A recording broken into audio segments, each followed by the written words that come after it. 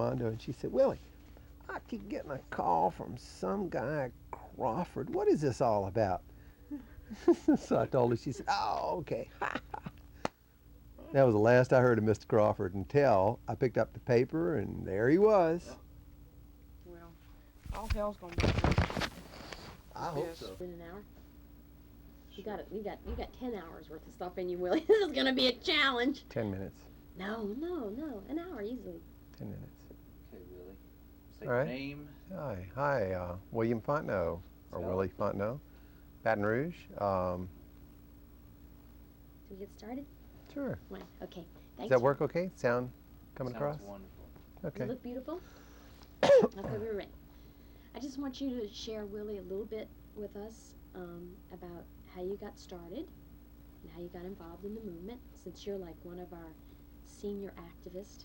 I Mhm. mean, when I first got started in the movement, word was, have you talked to Willie Fontenot? Have you asked Willie Fontenot? And still, to this day, you have a great deal of respect among the people in the movement, and sometimes I think a good bit of fear from other people, because they know how you can motivate folks. But so tell, for people who wouldn't know you, how did you get involved in the movement? What?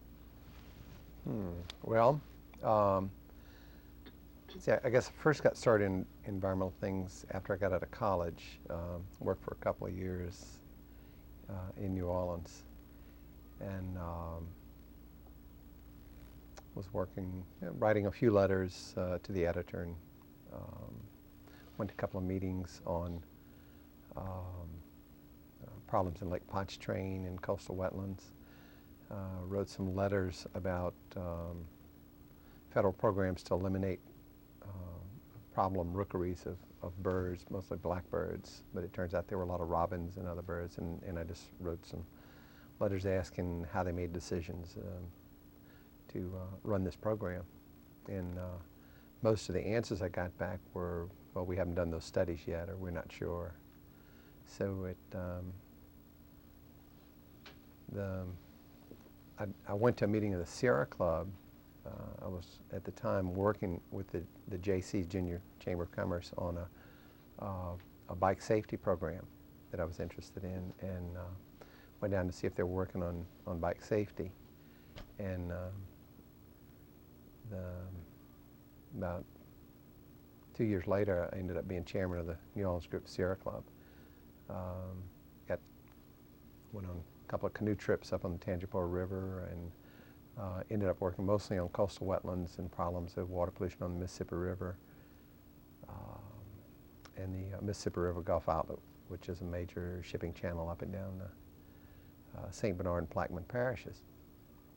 And found out that there really was not a whole lot of attention being paid to environmental issues, but that there were a good group of people who were concerned about the environment and who'd been working very quietly. It was hard for me to find out who was working on what, because there was no real central office where people could go and get information about the environment, and the agencies at the time were not really friendly toward folks who were concerned about pollution problems.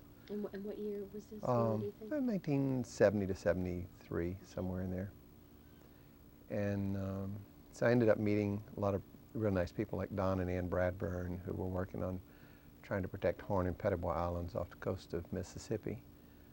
Mike Osborne, who was an attorney working on environmental issues. Dick Troy and Mike Duplanche, who were the two attorneys in the environmental section of the Attorney General's office. It started in 1972. Mark Hirschman and Paul Tomplay, who were working in the Coastal Zone Program, Coastal Resources Program at LSU. And Art Smith, who was an attorney working with him, who's still in practice in Baton Rouge. Mark Hirschman has since moved up. I think he runs State of Washington's Coastal Zone Program. And Paul Tomplay went on to, in the last few years, be head of Department of Environmental Quality. In 1971, I got involved with a group of folks who were concerned about the construction of something called I-410, or the Dixie Freeway. It was an interstate bypass around New Orleans.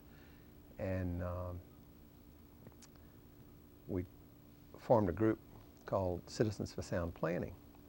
And the effort was to try and figure out how to look at this project in terms of what kind of impact it was going to have on the coastal wetlands and estuaries around New Orleans. The final environmental impact statement for this project is about 52 miles of interstate highways, 2 bridges across the Mississippi River, about 45 or 50 interchanges through St. Charles, Jefferson, St. Bernard, Orleans parishes. The final EIS, or environmental impact statement, was about 15 pages long, double-spaced, and just said basically wouldn't have any impact. And that and 2 other major projects were the street plan for Jefferson Parish, which had streets going all the way down the Grand Isle around Lake Salvador and Barataria Estuary, so that all of what is now the Jean Lafitte National Park and other areas would have been covered with concrete and streets by now.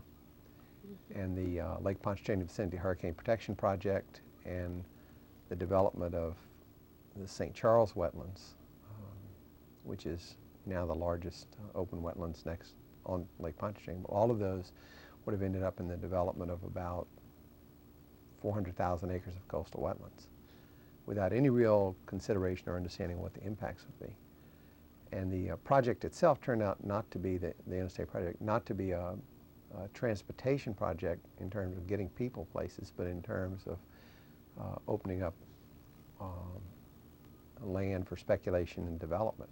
So it was about between the highway and the Corps projects, there were about 3 or 4 Corps projects, Corps of Engineers, about $1 billion in public monies going in to make several $billion for private developers and speculators. And the environmental costs would have just been phenomenal. We were sitting around in my apartment. Mary and I had just gotten married, and the group included Bill Rushton, who was then editor of the Vieux-Carré Courier. There's another person I worked with earlier on, and Paul Hammond, who ended up being the person in charge of Mayor Moriel's environmental office. We're all about 10 or 15 of us sitting around, and they said, we're going to form this group, Citizens for Sound Planning, and we need somebody who can sort of be a spokesperson for the group. And they looked around, and I was the only person in the room. My hair was kind of like it is right now. And I was the only person in the room that didn't have long hair in the guys. And they said, well, Willie, you can be spokesperson, chairman of the group. And I said, me? You know, kind of like when you got to be the head of the... That's right.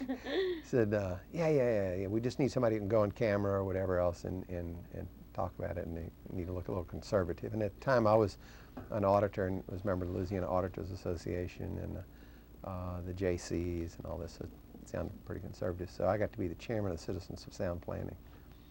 And we ended up filing a lawsuit against the Highway Department and the Federal Highway Administration, and Art Smith was the attorney. Paul Tomplay worked on that project, and a number of other people. And basically we were successful, went all the way through the Fifth Circuit Court of Appeals. And this year, it was right before we filed our lawsuit, the Highway Department let out the contracts or bids on the Luling-Destrehan Bridge. And in order to challenge that, would have had to come up with bonding, which would have been a multi-million-dollar bond, which of course we didn't have a whole lot of money in this group. So we didn't do that, and that's why this bridge was eventually constructed, because it was not part of the challenge. But they ended up deleting all of the highway except for the bridge at Luling-Destrehan, and then the connecting ramps from I-10 down to Booty on Highway 90. And today they're just getting around to opening up the connection between I-10 and the Luling-Destrehan Bridge. So 20 years later, this project part of it is finally going to be completed, highway project. But it's not going to have anywhere near the impact it was as they had originally designed it. They ended up using some construction called end-on construction rather than building from the marsh. They built from the bridge or elevated highway as they went out. But there were a lot of people back then involved in the environmental movement. Most of the people were members of the Sierra Club or Audubon Society. There was a small group back then called the Ecology Center of Louisiana. Ross Vincent was the director, and they formed sort of a little nucleus of folks, the Ecology Center did. And there were a number of groups that started around Lake Pontchartrain. There was the St. Charles Environmental Council, the St. Tammany Environmental Council, Tangipahoa Environmental Council, South Louisiana Environmental Council. And these were local citizens concerned about projects. Most of them were projects affecting coastal wetlands. At that time, there was really no one working on toxics. Back in 1970, Dave Ewell filed, he and his brothers and sisters filed a lawsuit against toxic waste dumping in East Baton Rouge Parish, but they really had no contact or connection with any of the citizens who were sort of like traditional groups, Sierra Club.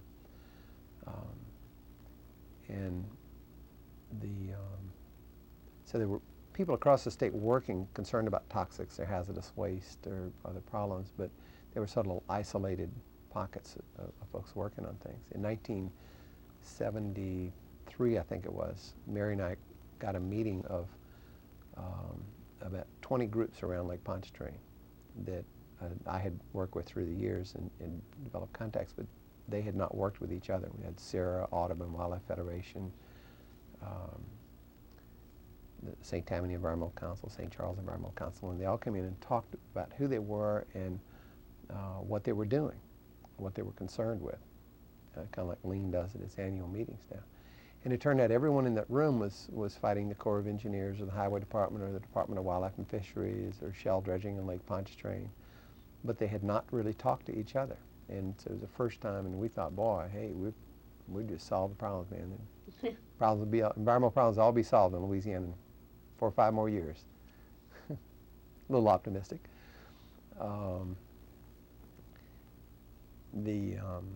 In '74, I had been working with some people in St. Bernard Parish on the proposed Violet Canal and the new ship channel, and which was to get ships from the Mississippi River to the Intercoastal Waterway and the Mississippi River Gulf Outlet. And F. Edward Hebert, who was a congressman then, was up for re-election, and people were giving all sorts of awards. And I decided that somebody in the district needed to say, hey, we've got these environmental problems, and no one was doing it. So I filed just to run against him, to say that, not everybody agreed with him, and ended up getting some interesting support, and spent about $5,000 on a campaign and got about 20% of the vote, which was the largest number of votes and largest percentage of anybody that ever ran against Hebert, because there weren't many people that ran against him. See, but, and I didn't know anything about campaigning, but I learned a lot about politics and campaigning, and so what it takes to get public support for issues or for candidates. And still working on learning, mostly continuing to learn. In, let's see, '75, I went to work for Louisiana Wildlife Federation. They were looking for a new director, and I moved up to Baton Rouge and took that job, worked for 2.5 years as the director of Louisiana Wildlife Federation.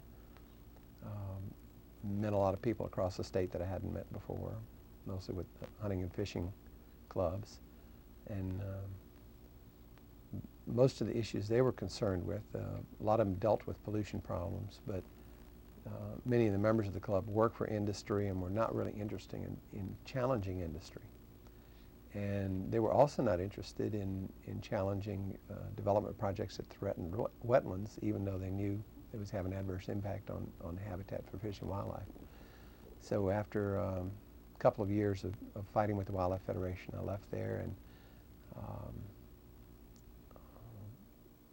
had a meeting with Billy Gust one day with Dick Troy and Charlie Hutchins from Lafayette, who was then head of a group called Council on the Environment, and Ross Vincent with the Ecology Center, and Dick got us out on a sailboat on Lake Pontchartrain, because he said that having a meeting with Billy Gust, you had to get him away from the telephone, otherwise he was constantly interrupted with telephone calls. So he said the only place he could figure out to do that was on the water. So we got a sailboat and got him out there for about 3.5 hours and talked about environmental issues and what he might be doing as a statewide elected official to do more about the environment. And after that meeting, Dick Troy talked to him and told him he ought to hire me to go out and develop public support for environmental issues, because at that time Billy Gust had one attorney working on environmental issues, who was Dick. Mike Duplanche had started in '72, had left the office in 4 years later in '76. Dick called me up and asked me if I'd like to come work for him. And I said, well, yeah, and he said, well, can you start Monday? So I went to work for him. And it's really not clear exactly what I was supposed to do, but basically the Attorney General said he wanted to help the public get access to government. A lot of people complained they couldn't figure out who to complain to, how to understand the issues or the laws, and also to try and develop public support for environmental issues and programs, and try and get problems solved. And some of the first folks that I talked to were people in Vermilion Parish concerned about dumping that was taking place across Vermilion Parish as it was across Louisiana, where dump trucks at night, or tank trucks, were just dumping loads of waste in the roadside ditches and drainage canals and irrigation canals. There were 13 commercial disposal sites in Vermilion Parish at the time, where the commercial sites were just basically holes in the ground where people were dumping stuff, or they had injection wells where they were putting waste on the ground. But most of those were little small, poorly financed operations. And the person who I talked to was Gay Hanks, who had just lost a daughter to leukemia and was concerned about the problems. And I talked to her for a couple of hours, and it was not until 2 years later that I finally met her at a meeting in Kaplan when Sammy Terrio had first gotten elected to the legislature. And they had Sammy Terrio and Nathan Stansberry, who was a district attorney, a couple of police jurors, at this meeting when they had 13 groups of citizens with photographs of waste sites, and convinced the Department of Natural Resources and the Attorney General's office that they needed to do something about these sites. And we went and took a tour of Vermilion Parish. And over the next 10 years, the citizens in Vermilion were able to get 12 of those 13 sites shut down. And 3 of them have now been put on the federal cleanup program, and they got the first grants from EPA for what I call technical assistance grants to do oversight of the cleanup. So this is a citizen group that went from, in 1978, not having any idea what to do about environmental problems, to closing down a lot of sites. They also stopped a lot of sites from new sites coming into the parish, landfills, all field waste, hazardous waste, injection wells. And they did it. It was mostly housewives, farmers, just school teachers, just normal folks. They didn't have any real support from Sierra, Audubon, and any of the better organized citizens groups. The other group, the first group that I helped in '78, was folks down at Bayou Sorrel. Curtly Jackson, his young truck driver, just died, and a fellow named Wade Abity, who was with the Iberville Sportsman's League, was somebody I met through the Wildlife Federation. He asked me to come down because he said these trucks are still rolling down there where Curtly had died dumping at the dump site, and somebody was going to get shot. And so I met with a couple of local police jurors, Bay Cardinal and a couple of others, and May and Rod Ritterman, who lived right across from the loading dock for the Bayou Sorrel waste site. And they formed a group called the Bayou Sorrel Homeowners Association, and were able to get the parish to do something about hazardous waste. They passed an ordinance banning the disposal of all waste in the parish, and that was in '78. So it was really it was not the first time that a parish had done something like that, but it was the first in this round, a new sort of surge of public concern in '78. So that's kind of, and then I met Charles Alligood in '78, who lived in Livingston, who was fighting a proposal by Brown and Ferris Industries to get an injection well at their site at Livingston. They'd just taken over a hazardous waste disposal company called Southwest Disposal, or Southwest Environmental. and BFI wanted to become a major disposer at Livingston, and Charles was able to organize the citizens in Livingston enough to, it was the first time anybody successfully opposed a hazardous waste injection well. And he later, Charles, went on to help Lean get started when you first met him a number of years ago. Now living in Virginia. He's one of the few people in this movement in Louisiana who escaped, but he started out in Virginia, so he really went home. But I found out that Virginia's got the same kind of problems Louisiana had. But, Interesting, you did. so that's sort of how, make a long story long, kind of how I got started, I guess. Okay. As someone who's seen so many different phases, what changes have you seen in the movement, in the people and the issues in the last 20 years? Would I be saying it right? Yeah, Doing but 20 a little years? more than 20 years. A little bit more than 20 years. I guess the main thing that's changed is that we now have some laws and regulations that we didn't have 20 years ago, dealing with a whole variety of environmental problems. A lot of programs like the Coastal Zone Program, laws which require permits and submittal of applications for hazardous waste, solid waste, injection wells,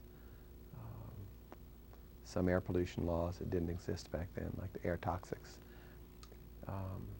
The Corps of Engineers requires permits for dredge and fill activities. We have the right to know law, where people can find out about toxics in their communities or industries. None of those existed in 1972 for sure, or 70, and very few of them existed in 1978 when I started with the Attorney General's office. The folks used to defer, the media and public officials, when they talk about environmentalists, they were talking about Sierra Club and Audubon Society. Now when they talk about environmentalists, they are talking about local citizens in their community who are not necessarily members of national environmental groups, what folks tend to call the grassroots movement. And in the last few years, there have been more minorities and poorer citizens who have gotten better organized in this movement. And recently in some of the fights, we've gotten some of the historic preservation groups involved with just straight environmental issues like siting of toxic waste facilities and industrial facilities. So those have been some of the changes. There were citizens and local citizens groups involved back in the 20s and 30s. So it's, people have always been concerned about the environment. And we've had serious environmental problems certainly more than 100 years ago. They've been different over time. We've had the development of the oil and gas industry, which is now in sort of a downturn, but it could still pick back up, I guess. But we've learned a lot more about what is hazardous and what presents serious health threats, that there are a lot of materials out there like pesticides we don't know a whole lot about, a lot of these chemicals. People used to say there was no problem with them. We now know that they cause cancer and a lot of other health problems. One area that will probably change over the next 10 years is there's going to be, I think, more people in the medical community who are going to get involved in raising serious questions about health impacts of a lot of these things, and we're going to get a lot more real hard data from the medical community as their interest in knowledge changes, because it's just not an area that's taught in the medical schools in Louisiana. It's not been a big area of research by the medical community. What little there has usually been funded or focused towards industry, and I think that's an area that's going to be changing. And I think we're going to continue to see more local elected officials, as we have over the last, particularly last 10 years, take much stronger stands on the environment, and not just stronger, but much more knowledgeable stands. They're not just going to react to a problem. They're going to understand what it means legally and politically and technically. Mm-hmm. And we see a little bit more of that from different parts of the state. On a personal note, to my knowledge, no one else does what you do for a government agency anywhere else in the United States. Is that true? As far as I can tell, I have the only job in any governmental agency where primarily part of my job is to go out and work and help organize citizens. are citizens groups. There are some folks in, like the Attorney General's office in Florida, that they do some of this kind of work, and in Wisconsin, there's an environmental advocacy section where they will file petitions, kind of like the law clinic does for citizens. But rather than filing things for citizens, I help them figure out how to file their own things rather than do it for them. And as I talk to people from around the world, it sounds like maybe it's the only job like it in the world. So it's kind of, if there is the overused word unique, this would be I think certainly unique a different, is a good word for you, Willie. certainly a different job. Thank yeah. God for Willie. Well, since you've had the privilege of empowering a lot of people, can you take a second and think about what has been at least one of the most effective campaigns that you've seen the people do? That's that's probably harder than anything I could deal with.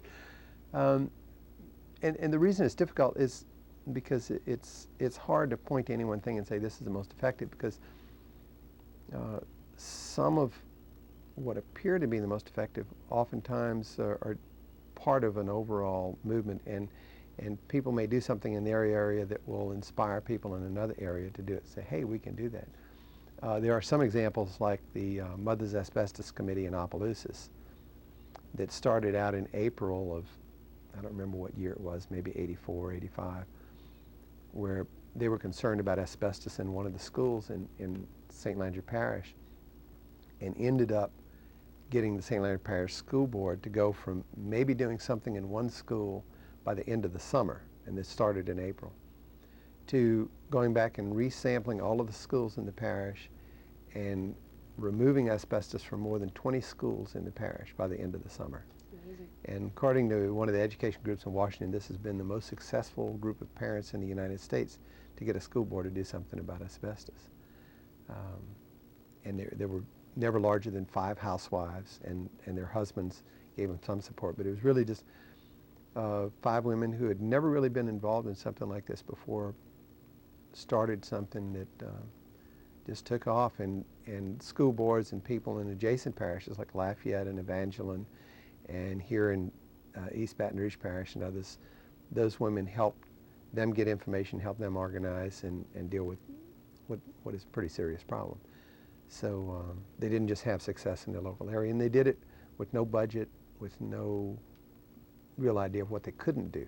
It was more they just went in and tried whatever they want. And the folks in Vermilion Parish that changed the way the oil industry operates in Louisiana, and certainly dramatically changed the way the Department of Natural Resources regulates the oil and gas industry and the waste they generate. By going to meetings and hearings, getting their local elected officials involved, and stopping a lot of new facilities from being located.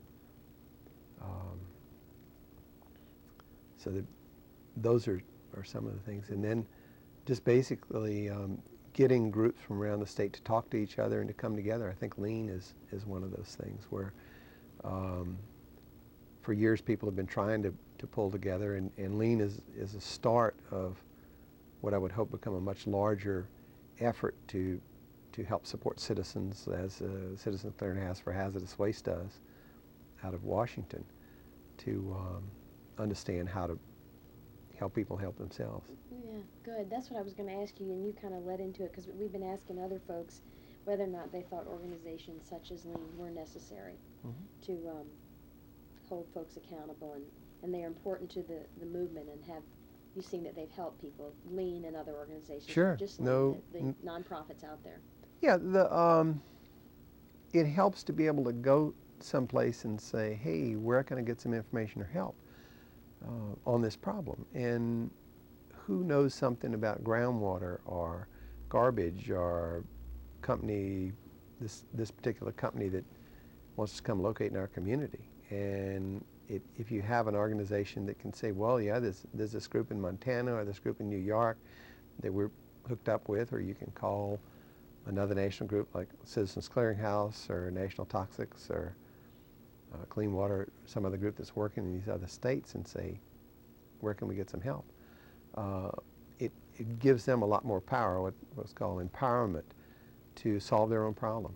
And if there are some good local or statewide elected officials who can talk to people and say, yeah, this is the kind of things that public officials ought to be involved with, and help hook individuals and groups up with resources like the Tulane Environmental Law Clinic, Sierra Club Legal Defense Fund, where you have some technical support. So all of these groups help, and they're things that just didn't exist 15 years ago or 10 years ago.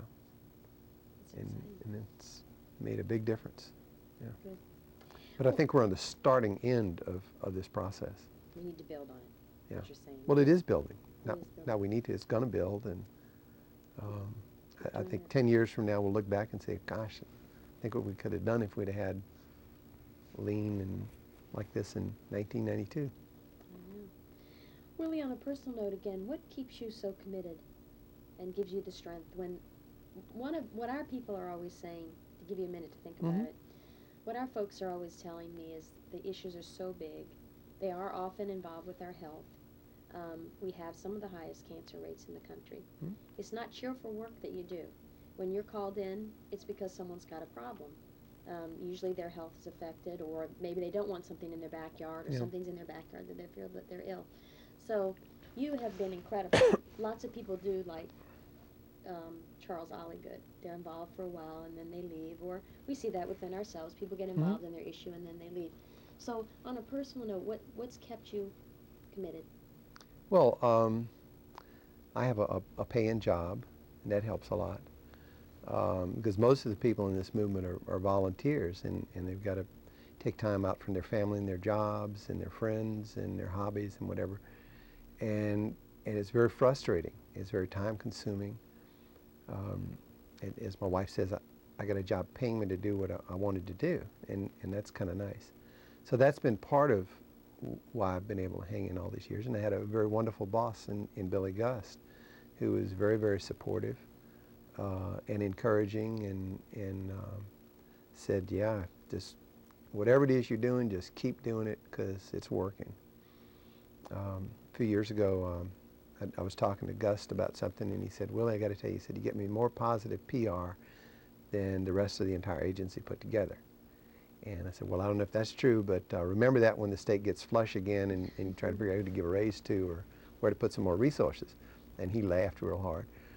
So I'm still waiting for the resources and the raise, but that's probably been a big part of it, having a job that gave me a lot of flexibility and really sort of an open-ended job, and support from a statewide elected official. If it hadn't been for that, it might not have happened at all. And the other thing, I approach my job is I wouldn't leave tomorrow, or wouldn't want to, that I can walk away from it any day that I'm there. Because I realize I'm in a job where there are a lot of pressures for people not to do things. And I see people in agencies all the time, and citizens who succumb to sometimes very subtle pressures and back off or hesitate doing something, and say, well, somebody else is just going to have to pick this up. So it's sort of a personal philosophy of, hey, if I can't do this job, then I need to be doing something somewhere else. And the other thing is I try and put my place in the home or life of the person that's having the problem, that's asking for help, saying, what would I want somebody to do in this place, and what would I do if I lived in that spot? And so then it becomes a very personal and very real thing, because I have to look at it from their standpoint. And I may not always agree with what they're doing or how they're doing it, or might not think that what they're doing is the best way to solve something, but it's just encouraging them to proceed on it and do what they think will make their neighborhood or the town the best way it can be. So, but also realizing that people are the thing that make up this state and this country and or wherever we are, and they're the ones that have to solve the problems. And all the polls that I've seen done show that citizens lead government to bring about change and solve problems, that they are the ones, the citizens are the ones who are ahead of government and public officials or industry and saying, hey, this is what needs to be done. And So working with them helps reduce some of that frustration that you see of having government take so long to come around and respond to the needs of the public. Has it been hard, too, to balance that, being within a government agency and then seeing people that are frustrated about the lack of response from agencies? Has that been complex? No, it's, people are frustrated by government anyway, and that's as long as the government's been around. And it's just helping people understand that they have to get involved, that they have to talk to their public officials as much as they can, get to know them on a first-name basis, and bring them into their problems. And if they've got a good issue, and they work at it long enough or hard enough, sometimes it only takes a couple of days or a week, but it may take 20 years, it may take 30 years to solve your problem. It may take longer than that. You may never solve it. But you bring about a change not just in that problem, but in the way that systems are structured, in the way that other people see problems. I mean, we have people all across the United States who know where Alson, Louisiana is, who know where St. Gabriel is, who know that Louisiana has serious problems, and are interested in what's happening down here, and looking to support the folks. Right. What do you think, since you have one of the few folks that really does have a historical perspective about what's happening to the whole ecological system, really? I mean, you understand that Louisiana is a part of a bigger picture. I mean, what do you feel as someone who carries that history? What do you think the future of the movement, where we're going to be and where we're headed? I don't know. That was a deep philosophical answer. Thought I'd throw you off a little bit. That's right. I don't know. I really You're don't. not sure? Where would No. you like to see us go as someone who basically was out with the people? what I see is you go in and out of a process. Like right now, a lot of people are concerned about Governor Edwards, who's just come into office for his 4th term, with a couple of breaks for Buddy Romer and Dave Treen. People say, gosh, he's going to ruin it. It's going to throw us back to where we were before. Well, I look at where we were before, and there are a lot of things in place now that weren't there. There are a lot of citizens involved, a lot of public officials involved. And one thing that I have mentioned is the news media. There are a lot of people in the media who have done stories and who have a personal understanding that was not there 5, 10, 20 years ago, that are covering these kinds of environmental stories. And there's a lot of expectation out there across the state for solving environmental and social problems. And it's not something you can just do away with or completely ignore. And just as President Reagan and President Bush were unable to do away with all the federal environmental laws and regulations, Edwin Edwards is not going to do with all the environmental laws and regulations in the state of Louisiana, and he probably doesn't really care too much one way or another about doing them in. He just sort of wants to ignore them. But you can't ignore everything all the time, and most of it's going to stay in place, most of the laws and regulations and programs. As long as the public stays involved, which they are, we're going to continue to see problems solved. But you go through periods where it's not happening as fast or maybe in the same direction you think it ought to take, but we're going to continue to see a lot of environmental problems solved and new groups coming up. The groups like Lean getting stronger. Whether or not it's lean, it'll, something will be happening. Like that. So I feel very positive about So you it. don't feel like we're not going to go back to the backroom dealing and that there are enough Back to people the way shining things were light? in 1930 and 40? No. Yeah. So, I mean, I think that some people have a real terror about that under this Well, administration, that we're going to I mean, lose a lot of Governor progress. Edwards has been the governor basically since 1972 on and off, and things changed dramatically while he was governor. I mean, the governor just doesn't have that kind of sweeping authority or power. And I mean, his name is on my paycheck, so maybe one day he won't sign my paycheck, but We won't show him this till he's out of office. That's right. But it it's just not that big a deal. I mean, you have to look at it more than just this minute, more than just this bill which is going through the legislature, and it's hard to say how it's going to come out, but I see a constant improvement. So, and, you know, I mean, there are always things like, you have something like a marine shell processors facility which shows up and try and cuts every corner and bend every rule, but all the industries do that. They're always doing that all the time. People are always, it's like comparing it to paying taxes. People are always looking for tax shelters and tax breaks, and you see people have advertisements in the newspapers all the time about how to invest in something where you won't have to pay taxes. Well, I mean, you know, if everybody didn't pay taxes, well, government would look a little different than it does. But every time you come up with a rule, there's always somebody there with a gimmick or a way to get around the rule. There's always somebody that's going to stretch it to the limit. But most of the people are going to follow the things and kind of go along just because it's easier than fighting the system. And what we have now is a system that says we want environmental protection, we want to protect human health and the environment. And I think that's going to continue to expand and really start dealing, because it doesn't yet deal with the problems. I mean, we've still got thousands of sites out there that are contaminated, that are not being cleaned up. We have hundreds of streams and lakes in the state that are contaminated, that have no warning on them, no advisories. The health department's continuing to try to downgrade all these advisories where you shouldn't eat fish, or tell you better ways to cook fish so you can eat contaminated fish, without ever dealing with the real problems of the contamination. We still have half the oyster beds in the state of Louisiana. Half oyster growing areas are closed because of bacteria contamination. The city of Baton Rouge still dumps most of its sewage untreated, or a large portion of it, into the Amite River system, Bayou Manchac system.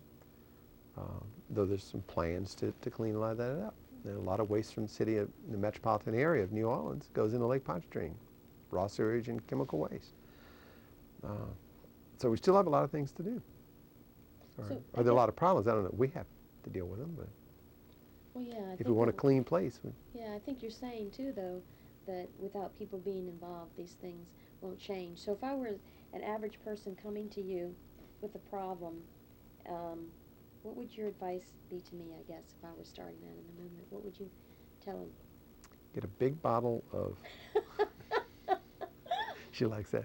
Not even sure what I'm telling her, to get a big bottle of bourbon or aspirins, but Gasoline and rag and a lighter and go to the Capitol. no, it's what I tell most of the people that I help. You know, it depends on where are they starting.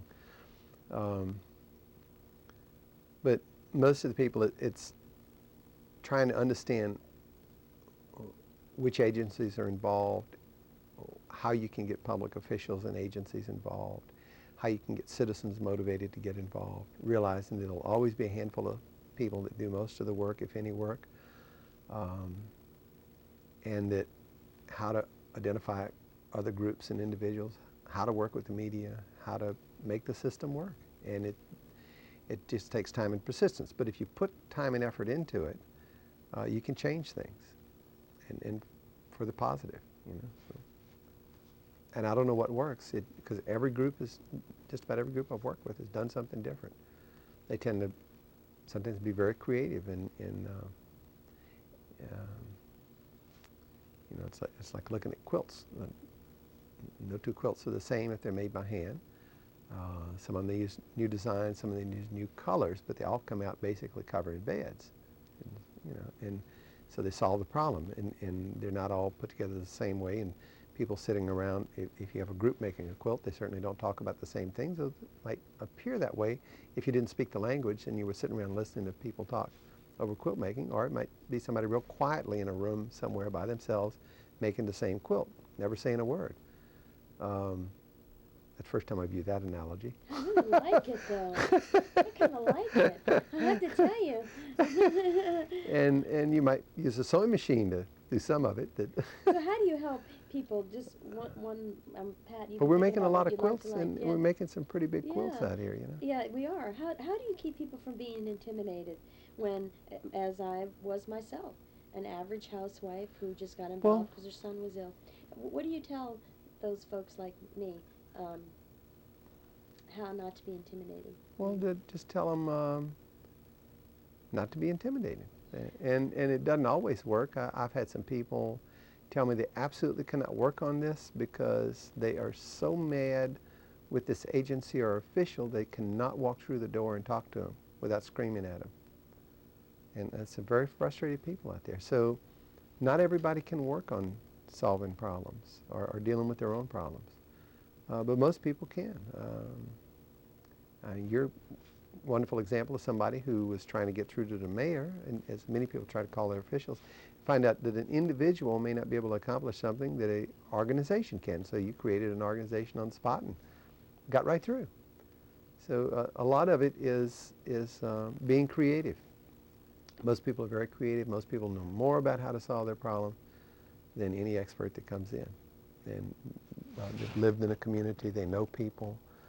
A lot of times it turns out that they are good friends with a public official who they've never talked about this problem with, but they find out that the public official is just as upset as they are. And when I first talked to them, they're talking about how all the public officials are corrupt and in the pocket of whoever it is that's causing the problem.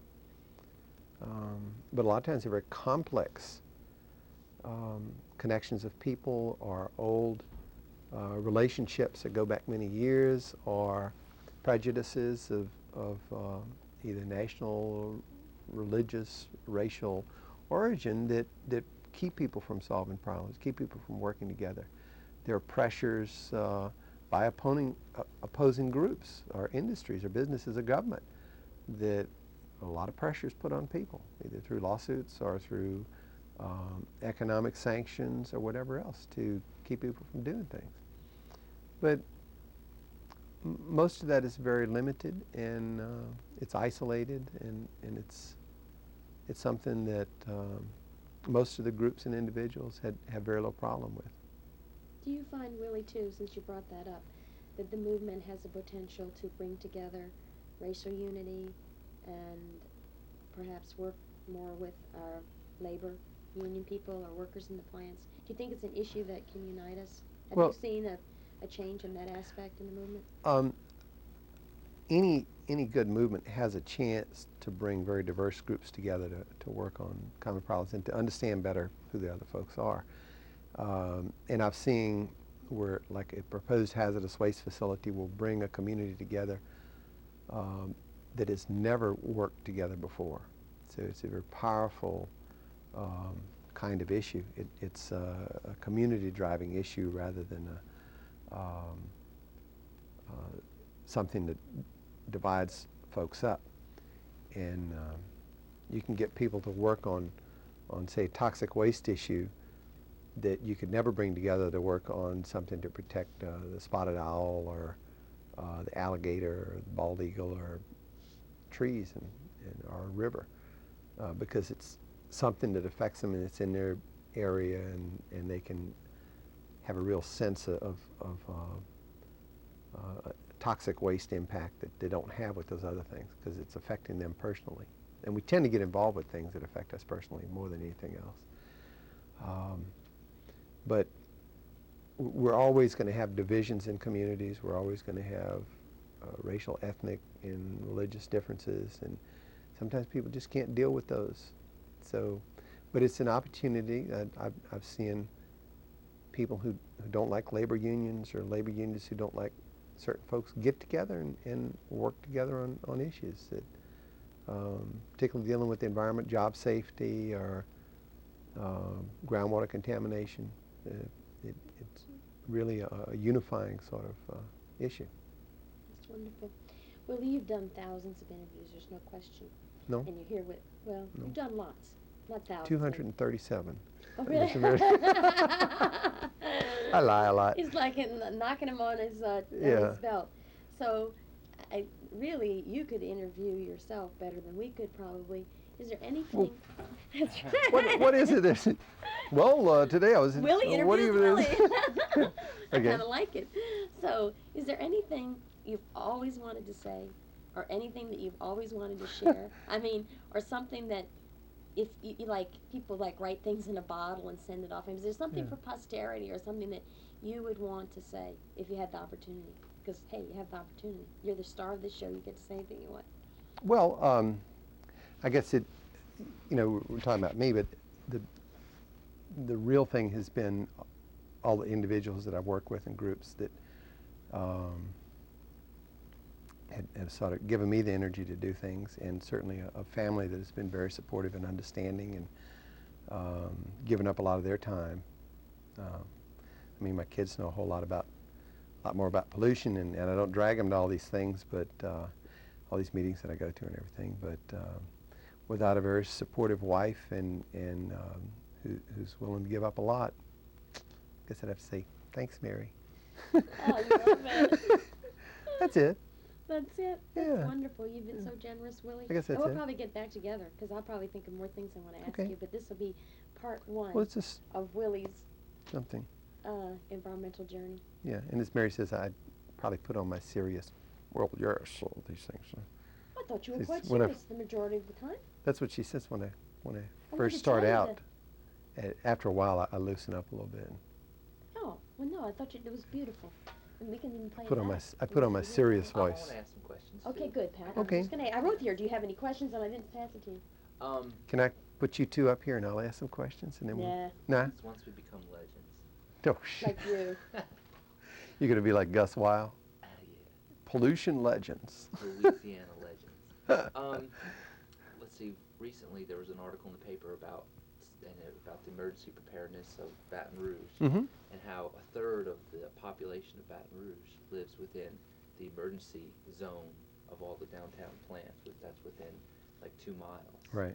So there's an incredible amount of people that could be affected with a major industry disaster like Mhm. Bhopal. Right. How do you get 100,000 people to become interested? Consider, you say there's only a few people who are going to go out there and make the effort and put the time in, when there's 100,000 people that could instantly die at any time. Now, Well, the quickest way, and this would be more for some action that can take place real soon rather than this interview, but probably the best way is for Lean to get a list of the industries that are participating in putting up the warning sirens. There are 20-something warning sirens, I think, that are going up in East Baton Rouge Parish. Get a list of those industries and the other major industries in the parish and write to them and say, we'd like to see your worst-case scenario. What is the chemical or chemicals that you have on site, use or produce, that requires you to participate in putting up a warning system? What is your plant's worst-case scenario? What is the worst-case scenario with maybe transportation of materials from your facility? now how is that going to help? Is that going to make people a little more aware? Well, what we're aware of right now, if you read the article in the paper, it just said they're going to put up a siren system. It didn't really talk about why. What is the reason for putting up a siren system? How many people would be killed if chemical X is released from Exxon Chemical, or from Formosa Plastics, or from Allied Signal, or from Ram Haas, or Stauffer Chemical? Let's go down the list and find out what is the chemical and what is either the process, or such as in the manufacture of a material, or when they're loading and unloading it or transporting it. There'd be 2 or 3 different things that could be what's called worst-case scenario. And when Lean gets that list from each one of the plants, or the failure to provide the list, then you hold a press conference and say, now here's why industry is so willing to put up a siren system. But one, why? And well, it's because we have a potential for some major disasters. Here are the 30 worst disasters that they have identified because of their insurance companies' requirements or their own safety requirements. Okay? These are major disasters. This one we really are interested in because it could, according to their estimates, cause 30,000 deaths within the first hour, or whatever the number is, 3,000, 10,000. And they have those kind of numbers. Each one of these plants are going to have some kind of numbers like that. The next question would be, is your siren system adequate? The industry is supporting putting this up, and then they're giving the responsibility for educating the public, supposedly educating the public, to the fire department, and primarily the fire department and the police folks. So if the system doesn't go off quite right, are the industries responsible, or is it going to be the city, fire department, and police? Are we shifting the burden here, all in one nice sweep? Who's going to be responsible if there's a major accident, and how do the public hold them responsible, and are they giving the police and the firemen adequate information about worst case scenarios? Well, it seems that the And people- then the next question is, now it didn't deal with it, but why aren't there any sirens identified in West Baton Rouge Parish? I've got some friends who live right across the river who are a lot closer to the plants and their chemicals than people way out on Airline Highway. those Just type of facts and figures you believe are going to make those people become alarmed where they want to get involved? Do they want to make a difference? there would be a lot of people who would get involved at that point who are not involved now. But it's going to be a continuing process. I mean, it's an ongoing process every year to update that. Just like you have the toxic release inventory. The Coast Guard told me a number of years ago that they maintain some maps that if there was a major accident down at Algiers Point in New Orleans, which is one of the most hazardous turns in the river, because it's a very sharp turn, it's in a very congested area. It's one of the two turns along the Mississippi River where they have traffic lights, where they will actually stop ships from using it if it's too congested. But this program has been cut out. But they had kill zones for a collision between a ship and a barge, or ship and ship, where you would have a massive release of, say, chlorine or something. They had basically a plume release map, which would show where the chemical would go, say, through the French Quarter. How do you deal with evacuating the French Quarter? Say it's 4th of July, and there are a lot of people down there, and it's hot. Well, suppose we have a major accident, a release from Dow Chemical, or a release from Exxon, or whomever, and it's the LSU homecoming, or the Jaguar homecoming, all right? And the accident occurs right next to the university. Now, I don't know if you've ever tried to evacuate Louisiana State University or Southern University during the middle of a football game. It's hard enough to do it when people expect to do it at the end of the football game. But suppose it were to occur in the first quarter of the Jaguar homecoming up at Southern University, and it's a major release.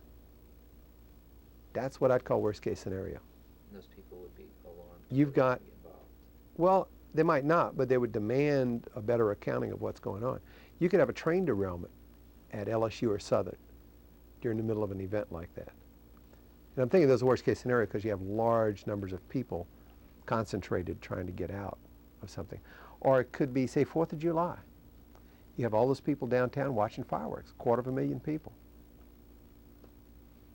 Worst case scenario. Whoa, worst case scenario is getting people out. People who are totally unprepared, who are not thinking about that kind of problem. Well, the people you If you're at your home and you've just gotten a little brochure about evacuating and how to evacuate and all that, you might think about what you ought to do.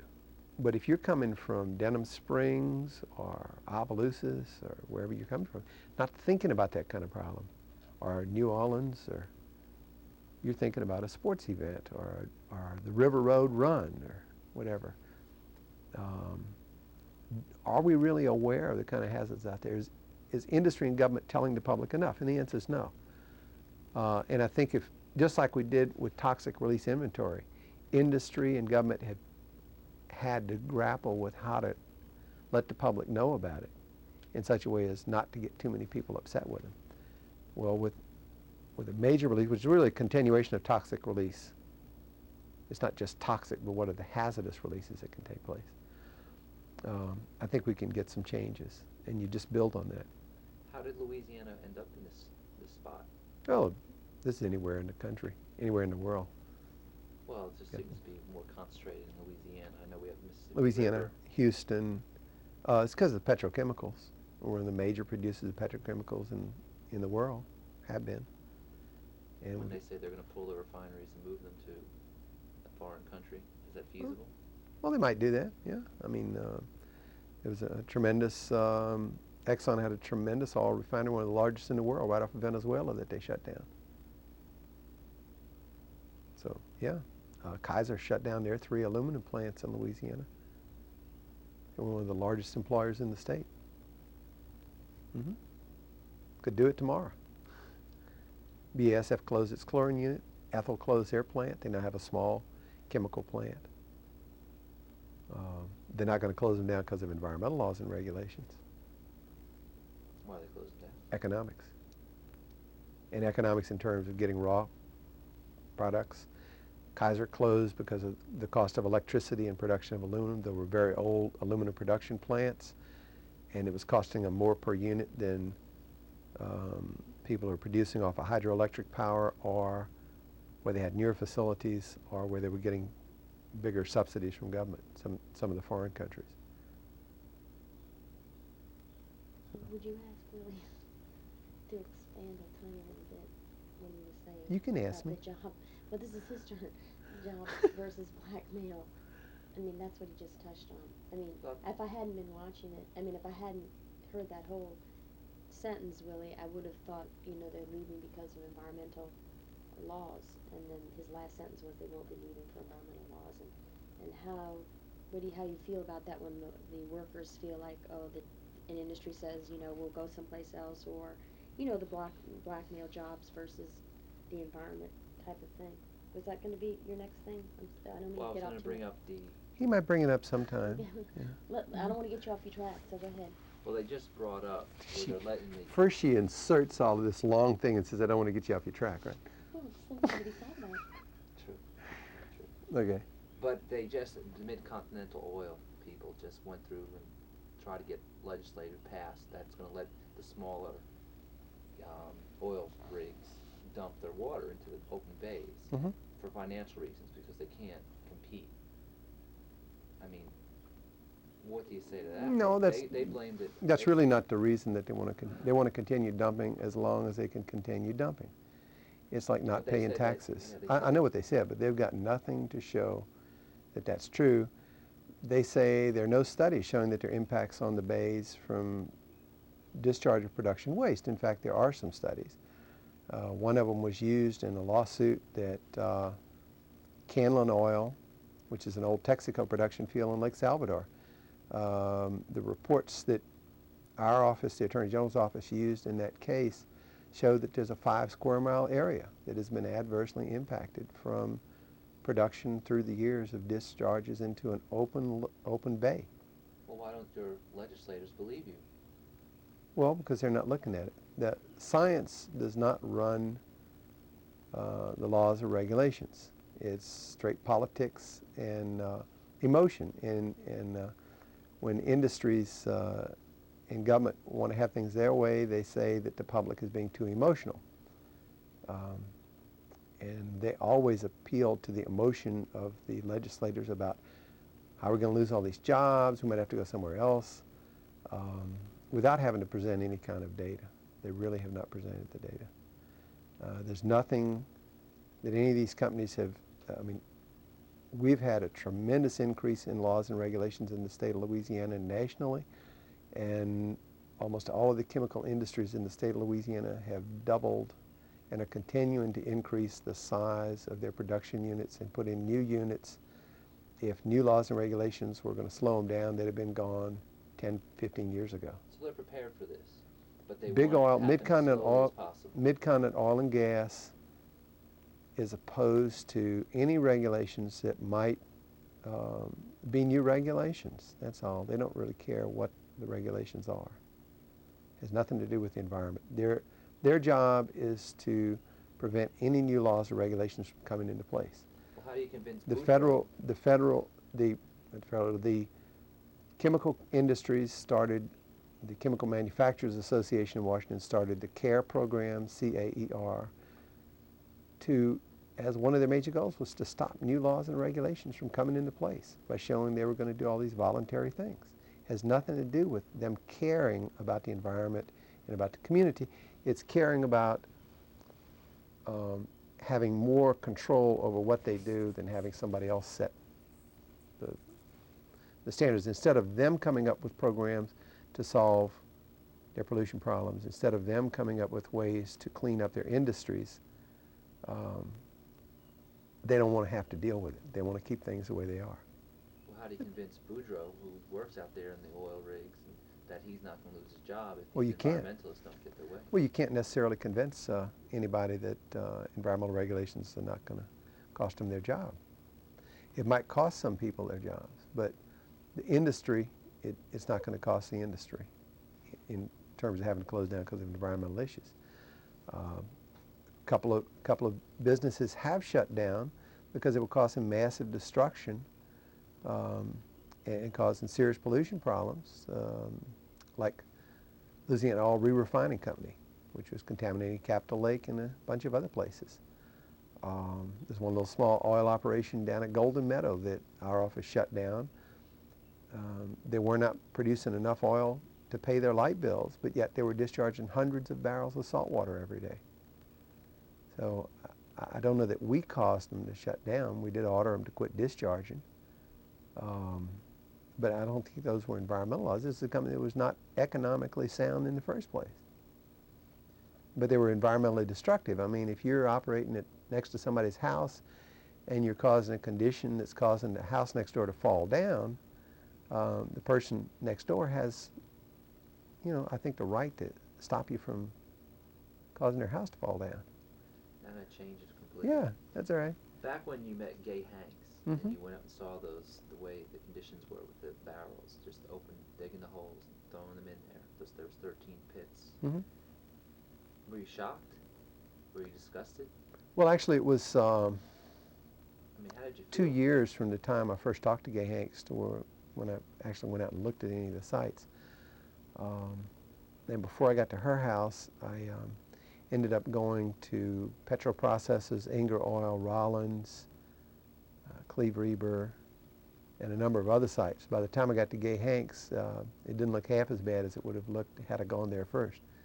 So I've been to some pretty grisly looking places. And I've been to a number of industrial sites and looked at discharges and waste pits at operating industries. Pretty scary looking stuff.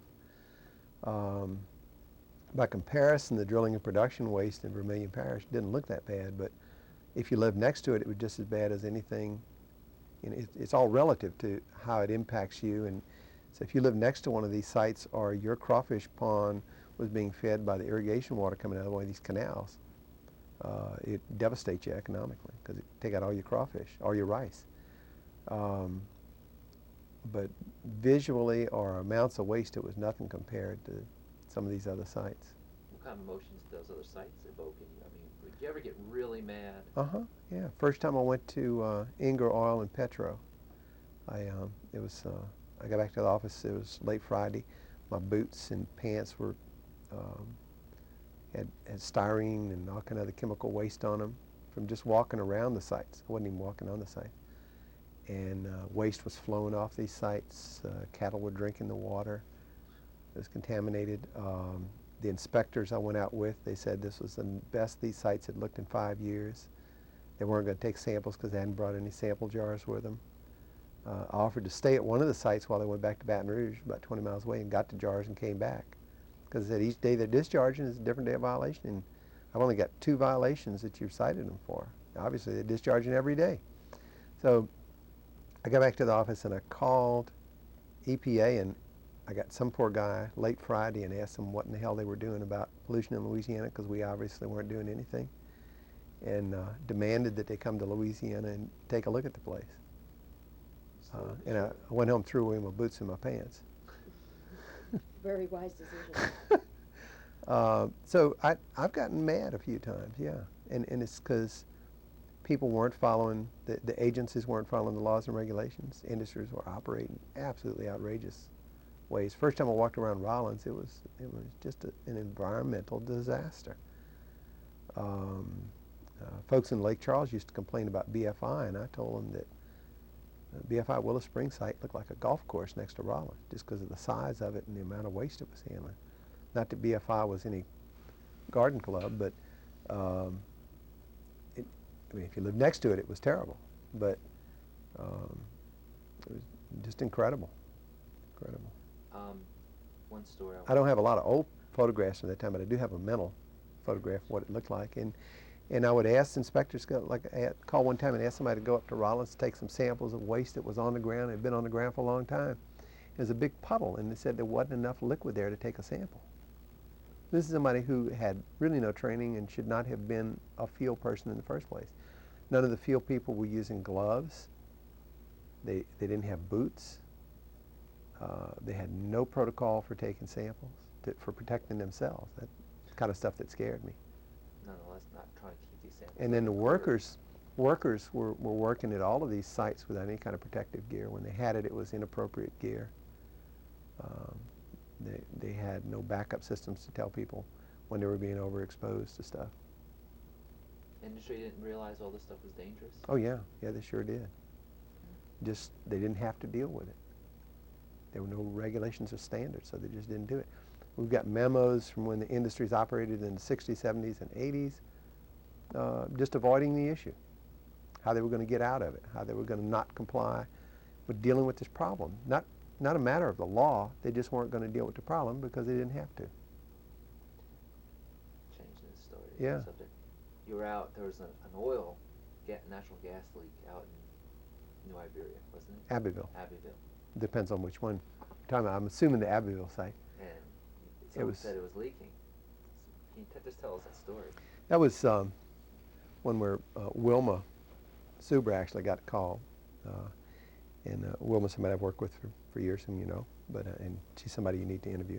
But Wilma got this call from Hollis Gooch, or one of the Gooches, and said that they had these fires in the field next to the house, and Hollis was a crop duster, and his son had come into the house, and he said